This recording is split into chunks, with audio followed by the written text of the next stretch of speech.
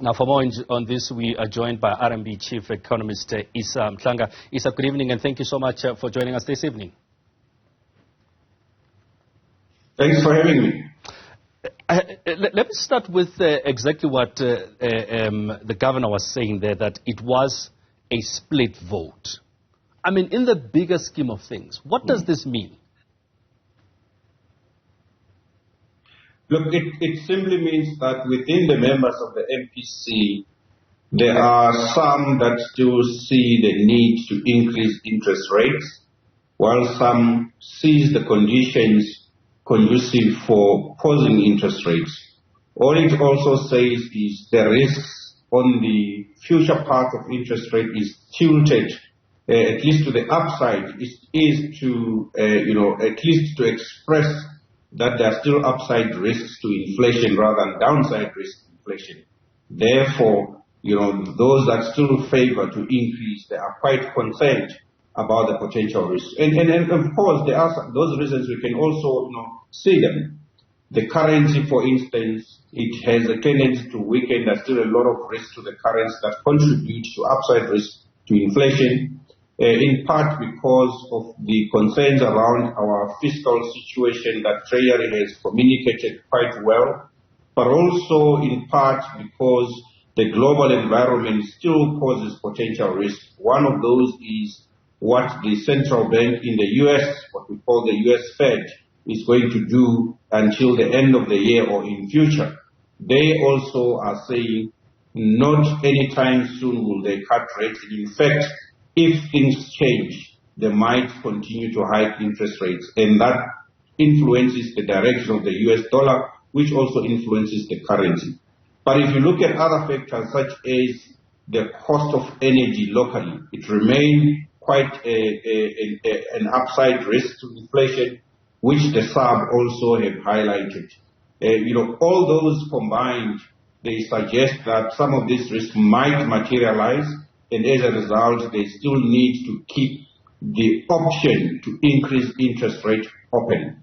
And of course, indeed, across the world, there is no central bank that is going to tell you that they have won the inflation war. Absolutely. They should always keep the option to respond should conditions change. And as we learned in the last 2 years, conditions always change. These risks sometimes they materialize. It was almost expected, Isaah, that the repo rate will remain unchanged today. But however, as you've just explained, looking at what the other two who decided, or who at least were looking at taking it up by 25 basis points, what were they looking at? And also in terms of just making sure that they protect the ordinary South African, will that, to a certain extent, say that they were looking at inflation, but also how far we are going in terms of protecting the South African, the ordinary South African consumer, going into next year, because expected that the inflation will still keep going up, at least for the next 3 times what the governor will be talking to us. Look, the economy is a very complex, system. There are so many indicators and there are so many variables that combine that are difficult to trade at the same time. So there are concerns, for the different MPC members. They would look at different indicators. But I think if you just look at their main objectives, is to keep inflation between 3 to 6%. And they would prefer it to be at 4.5%, which is the midpoint. Which is why if they continue to forecast headline inflation and core inflation, which excludes the volatile components of petrol and food prices, which is still above, 4.5%, they would not say they have won the war on inflation. And the forecast for next year, headlines at 5.1%, core inflation at 4.7%, even though we have seen some moderation in the forecasted core inflation from 4.9%, it still says it's above where they want to see it at 4.5%. But again, the other thing that matters is what are economic agents expecting inflation to be? And economic agents, we refer there to labor unions, we refer to businesses, we refer to households, and then we refer to analysts that look and forecast inflation.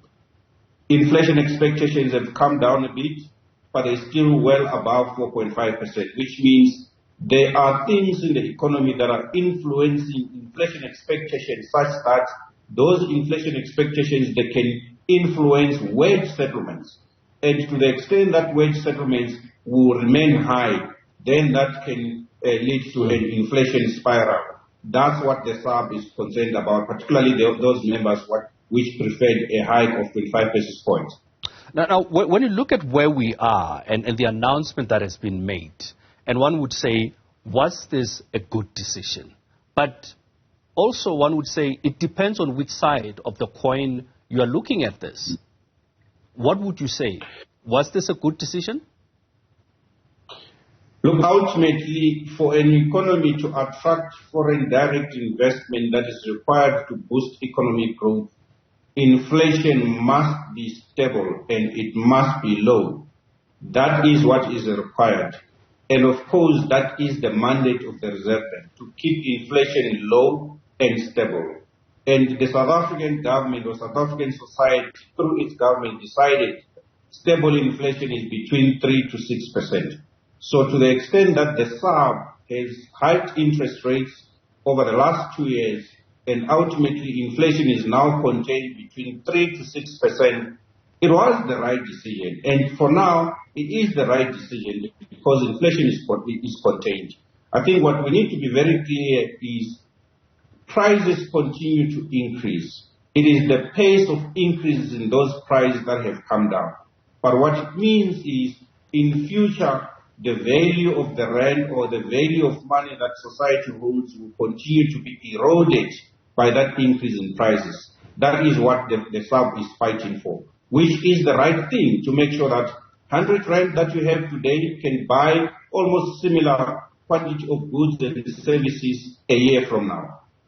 Are we likely, and another that you mentioned is the interest rate, are we ever in the near future likely going to see the South African Reserve Bank talking about cutting the interest rate? Or is it still too soon? Is it still very much of a balancing act at this point? For now, the risks that the Sarb have highlighted still outweigh the potential for prices to moderate further. In our assessment, we expect the Sarb to only start cutting rates in the second half of next year, and that is dependent on all those risks, plus what the U.S. Fed does. If the U.S. Fed cut interest rates earlier than expected and influence the direction of the U.S. dollar in a way that makes the rand to appreciate, perhaps the Sarb is likely to also cut sooner. But that is not our base case. Our base case is for the Sarb to start cutting interest rates in the second half of next year. Cumulatively, we see about 75 basis points over the course of second half of 2024. But views might differ out there, but this is after we look at all the economic indicators and what the Sarb's mandate is and where it projects inflation to be, the risks that are, that they are facing. We think it's a higher for longer before they start cutting interest rates. And I mean, at the risk of asking you to look into your crystal ball, Isaah, what would the risks be that the MPC is seeing going forward? Because the picture that is being painted is that 2024, at least up until the third quarter, we're still going to see a rise. And maybe as we approach the last quarter of 2024 into 2025, that's when things will start stabilizing. But what are those risks that they are seeing that maybe us ordinary South Africans are not seeing?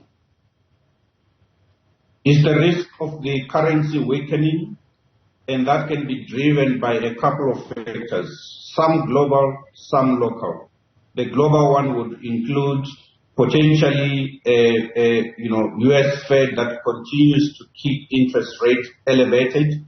That can increase the risks for the currency to weaken. But also, if we look from a local perspective, if we don't see a national treasury that is going to table a credible budget that consolidates, essentially demonstrating that we are able to control our debt levels relative to the pace of the growth of the economy, then we are likely to see an increase in risk premium. And that just means what foreign investors or investors in general are prepared to give money or to borrow money to the South African government, what sort of prices or yields are they willing to get. And that will increase if we don't get a sustainable debt path. And that's quite an important one, given the social issues that we have that require the South African government to spend money, but at the same time, we need to be able to control the pace of growth of our debt levels. Ahead of an election, normally it can be difficult for the government to cut spending. But that is part of what is required to control that risk premium that can lead to a weakening in currency. The other one is, of course, the cost of energy. It has been rising far ahead of inflation, and that influences the cost that producers, pass on to the end consumer. That ultimately shows up in inflation. So there are quite a couple of risks that, historically they have materialized, particularly those that have to do with what is controllable by government. But government have not been able to take those tough decisions. To an ordinary South African, Isaah, the main concerns would be like food hikes, fuel price, load shedding. An ordinary South African does not necessarily have investments. Are those things looked into when these decisions are made? Absolutely, they are looked into, and ultimately what the Sarb case for, remember they control inflation, or their mandate says they must keep inflation low and stable in the interest of balanced and sustainable growth. Balanced and sustainable growth meaning growth that is able to generate jobs for people that don't have jobs. And that comes in through the demonstration to investors that monetary policy, or at least money, is being managed in a way that can preserve the value of investors' funds. So that contributes ultimately to making sure that society gets the jobs that it requires, and we can reduce things like inequality and poverty through the creation of jobs that will come out of a growing economy. And that can only come out of a private sector that invests in the economy, and that can only happen when we have stable inflation that can give confidence to people that have money that are investing in this economy, that their money is being managed well. Can we then say, Isaah, as the governor said earlier on, that a further slowdown in inflation then looks certain? Look, from the forecast that we have, yes. Currently, we have 5.9% for 2023 as a whole, which is the same to the Sarb, essentially the Sarb converging to what we have been thinking about. But next year, it's coming down to about 5%. The Sarb is 5.1%. The difference is really marginal, which means that's a continuation of a moderation in inflation. But it's still far above what the Sarb wants to see, or where inflation should be anchored at 4.5%. But yes, on the balance of probability, inflation will continue to moderate, but its moderation is going to be gradual. And when we look again from a perspective, Isaah, of an ordinary South African, we're entering into a festive period in a month or two. What's the expectation there? And I mean, consumer spending when we head into this becomes quite high, and we've seen also with the changes, many people with investments smiling to the bank, but then those that have bonds and cars defaulting on payments. What sort of festive, lack of a better phrasing, period should we expect with this announcement? Look, all it means is we are not going to continue to see the cost of borrowing go up, because they have kept interest rates unchanged, and that's what we expect until the second half of next year.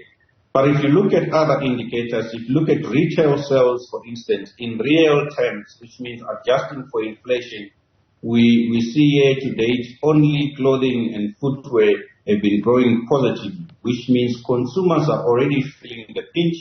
It's that lipstick effect that we normally refer to in economics, which says when people can't buy big cars, can't buy houses, they might as well just look good. So they spend on clothing and footwear. Outside of that, the big ticket items, we are not seeing any growth, and in fact, they are contracting in real terms. That's the consumer already, changing behavior because they are under strain. That's what we would expect going into the festive season. At the risk of giving financial advice, but as a person, I think it just says, don't borrow if you can't afford to pay for the interest. Well, I guess I'll be expecting a pair of shoes for Christmas. Isaah, thank you so much for coming through to talk to us. Appreciate your time and your insight. That is Isaah Mhlanga, Chief Economist and Head of Research at RMB.